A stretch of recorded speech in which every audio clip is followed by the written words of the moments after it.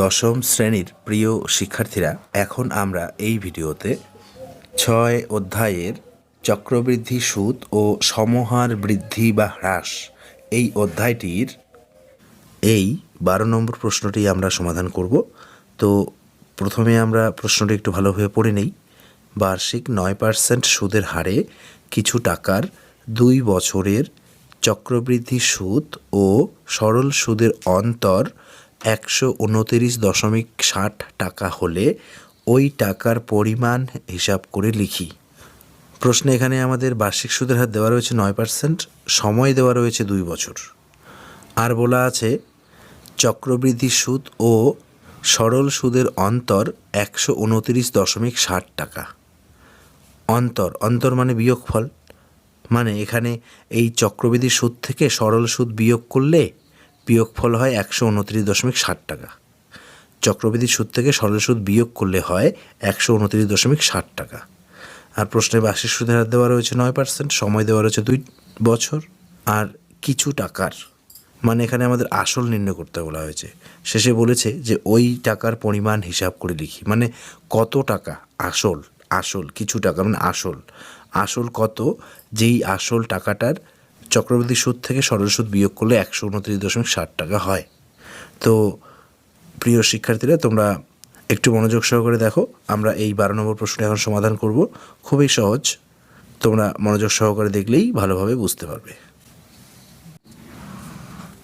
প্রশ্নে আমাদের চক্রবৃদ্ধি সুদ ও সরল সুদের অন্তর দেওয়া রয়েছে, মানে বিয়োগফল দেওয়া রয়েছে ১২৯.৬০ টাকা। তো প্রথমে আমরা প্রশ্নের তথ্য নিয়ে একটি সমীকরণ গঠন করব। আমরা লিখব প্রশ্নানুসারে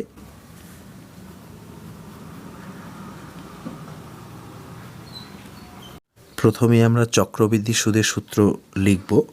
চক্রবৃদ্ধি সুদের সূত্রটি হলো P into 1 plus R by ১০০ N minus 1 minus, এরপর আমরা সরল সুদের সূত্রটি লিখব। সরল সুদের সূত্রটি হলো P into R into T by ১০০ সমান সমান ১২৯.৬০। এটি একটি সমীকরণ আমরা গঠন করলাম। তোমরা নিশ্চয়ই বুঝতে পেরেছ, এই যে এটি হলো চক্রবৃদ্ধি সুদের সূত্র, এটি হলো সরল সুদের সূত্র। তো প্রশ্নে তো আমাদের বলেছে যে চক্রবৃদ্ধি সুদ ও সরল সুদের অন্তর হচ্ছে ১২৯.৬০ টাকা, মানে এই যে চক্রবৃদ্ধি সুদের সূত্র আমরা এখানে লিখলাম আর সরল সুদের সূত্র লিখলাম, মানে চক্রবৃদ্ধি সুদ যেটা বার হবে আমাদের, তার থেকে সরল সুদ বিয়োগ করলে ১২৯.৬০ টাকা হয়। তাই এই তথ্য তিনটি দিয়ে আমরা একটি সমীকরণ প্রথমে গঠন করব, এরপর আমরা অ্যান্সার করব। আর প্রশ্নে আমাদের যে তথ্যগুলি দেওয়া রয়েছে সেগুলি আমরা লিখব। এখানে বার্ষিক সুদের হার দেওয়া রয়েছে আর ইকুয়াল টু 9%, এন সমান সমান এন মানে সময় ২ বছর। চক্রবৃদ্ধি সুদের ক্ষেত্রে আমরা সময়কে এন দ্বারা প্রকাশ করি, আর সরল সুদের ক্ষেত্রে সময়কে আমরা টি দ্বারা প্রকাশ করি। তো এখানে এই এনের জায়গায় আমরা ২ লিখব এবং টি এর জায়গাতেও আমরা ২ লিখব। এরপর আমরা লিখব বা এই পির মান দেওয়া নেই, পির মান আমাদের নির্ণয় করতে বলা হয়েছে। এই দ্বিতীয় বন্ধনী, প্রথম বন্ধনী, এই 1 প্লাস আর মানে বার্ষিক সুদের হার, বার্ষিক সুদের হার আমাদের ৯% রয়েছে প্রশ্নে, ৯ লিখব আমরা, বাই ১০০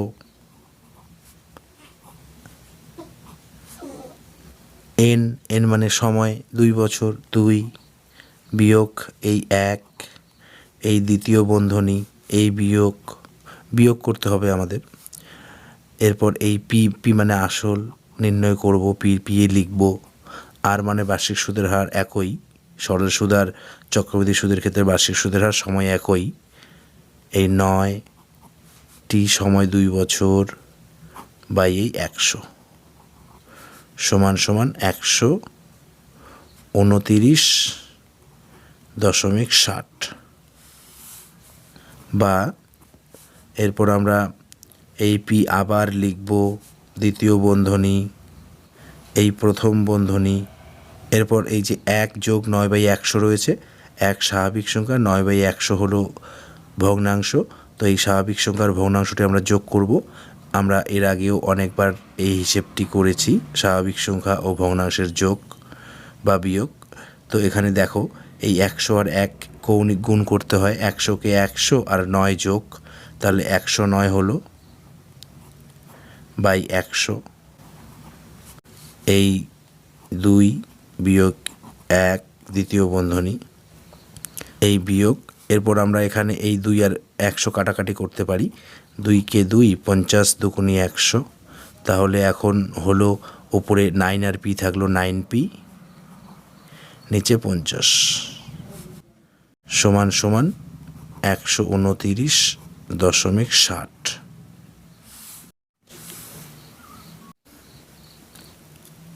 বা এই পি দ্বিতীয় বন্ধনী। এখন এই যে 109/100 রয়েছে, সময় রয়েছে 2 বছর। তো আমরা এখন এই 109/100 এই 2কে আমরা এখন ঘাত হিসেবে এখানে ব্যবহার করব। মানে 109 রয়েছে 2টি, 100 রয়েছে 2টি, তো দুটি 109 আমরা গুণ করব। তো এই যে 109 2টি রয়েছে, দুটি 109 গুণ করলে আমরা পাবো 11,881 বাই এই 100 দুটি রয়েছে, দুটি 100 যদি আমরা গুণ করি আমরা পাবো 10,000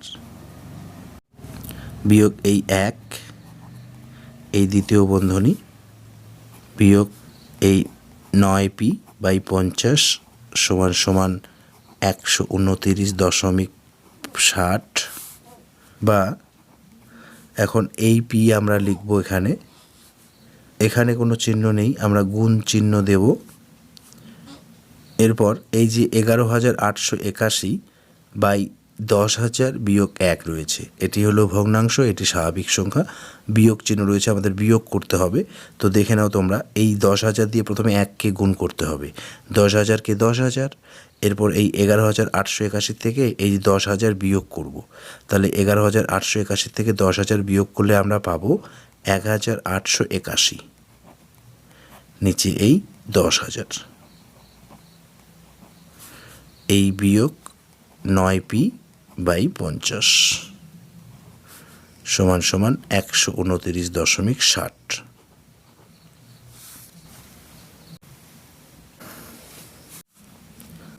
বা এখন এই পি উপরে রয়েছে আর 1,881ও উপরে রয়েছে, নিচে রয়েছে 10,000। তো এখানে এই পি দিয়ে আমরা 1,881কে গুণ করব, গুণ করলে আমরা পাবো 1,881p/10,000 বিয়োগ এই 9p/50 সমান সমান 129.60। এরপর আমরা এই 10,000 আর 50-এর লসাগু করব।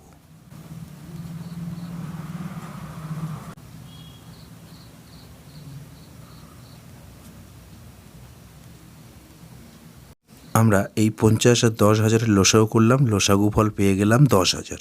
তো এই 10,000 আমরা এই এখানে লিখব, লসাগু ফলটি সমান সমান ডান দিকে 129.60 রয়েছে, তা লিখতে হবে। এরপর এই যে লসাগু ফল পেয়েছি 10,000, এখন এই যে হর, এই 10,000 দিয়ে এই 10,000কে ভাগ করতে হয়, ভাগ করলে ভাগফল পাবো আমরা 1 দিয়ে উপরের লবকে গুণ করতে হয়। তো 1 দিয়ে এই সংখ্যাটিকে গুণ করলে, 1 দিয়ে যাকে গুণ করা হয় তাই হয়, আমরা জানি। 1 দিয়ে 1881p-কে গুণ করলে 1881p হবে, বিয়োগ। এরপর এই 50 দিয়ে 10,000কে যদি আমরা ভাগ করি তাহলে আমরা ভাগফল পেয়ে যাব 200। 200 দিয়ে 9p-কে যদি আমরা গুণ করি তাহলে আমরা গুণফল পেয়ে যাব 1800p। হয়ে গেল।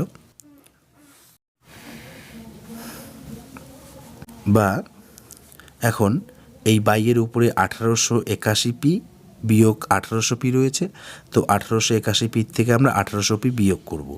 1881p থেকে 1800p বিয়োগ করলে আমরা পাবো 81p সমান সমান। এখন এই নিচে রয়েছে 10,000, বাইয়ের নিচে 10,000 আর সমান সমান ডান দিকে উপরে রয়েছে 129.60। তো আমরা এখানে এই 10,000 দিয়ে 129.60কে গুণ করতে পারি অথবা আমরা গুণে রাখতে পারি। তো আমরা আপাতত গুণে রাখি। 10,000 দিয়ে 129.60কে আমরা গুণে রাখি। 129.60 গুণনেই 10,000, বা এখন সমান সমানের বাঁ দিকে 81 পি রয়েছে, তো শুধু আমরা পি লিখব। সমান সমান ডান দিকে এই 129.60 গুণন 10,000 লিখব। সমান সমানের বাঁ দিকে এই যে 81 পি ছিল, আমরা কিন্তু শুধু পি লিখেছি, 81 আমরা লিখিনি। তো এই 81 আমরা সমান সমান ডান দিকে নিয়ে গিয়ে ভাগে লিখব। হলো। এরপর এই দশমিক আমরা উঠিয়ে দেব। দশমিক উঠিয়ে দেওয়ার জন্য একটি 1 লিখতে হয় এবং দশমিকের ডান দিকে দুটি অঙ্ক বা দুটি সংখ্যা রয়েছে, দুটি শূন্য লিখতে হয়, আমরা জানি। এরপর এই 100-র দুটি শূন্য আর 10,000-এর দুটি শূন্য আমরা কেটে দেব। হলো। এবার এই নিচে থাকলো 81, উপরে থাকলো 12,960। দশমিক উঠিয়ে দেওয়ার পর 12,960 হয়েছে, আর থাকলো 100। তো আমরা এখন এই 81 দিয়ে যদি এই 12,960কে ভাগ করি,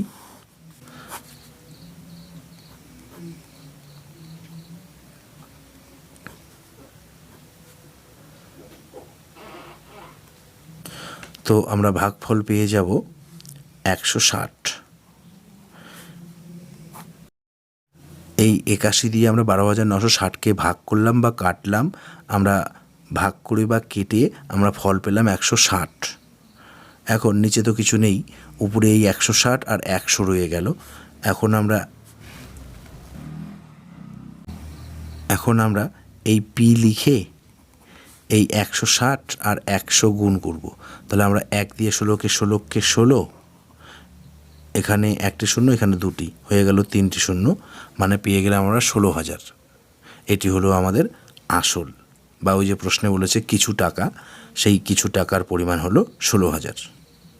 তো আমরা একটি লাইন সুন্দর করে লিখব। সুতরাং নির্ণেয় টাকার পরিমাণ হলো 16,000 টাকা। তো প্রিয় শিক্ষার্থীরা, এই ভিডিওতে আমরা তোমাদের কোষে দেখি 6.1 এর 12 নম্বর প্রশ্নটি সমাধান করলাম। তোমরা নিশ্চয়ই ভালোভাবে বুঝতে পেরেছো। যদি তোমাদের কোথাও বুঝতে অসুবিধে হয় তোমরা অবশ্যই কমেন্ট করে জানাবে। আমরা পরবর্তী ভিডিওতে সেই বিষয়টি আবার বিস্তারিতভাবে আলোচনা করার চেষ্টা করব। তো এই ভিডিওতে এই পর্যন্ত। ধন্যবাদ।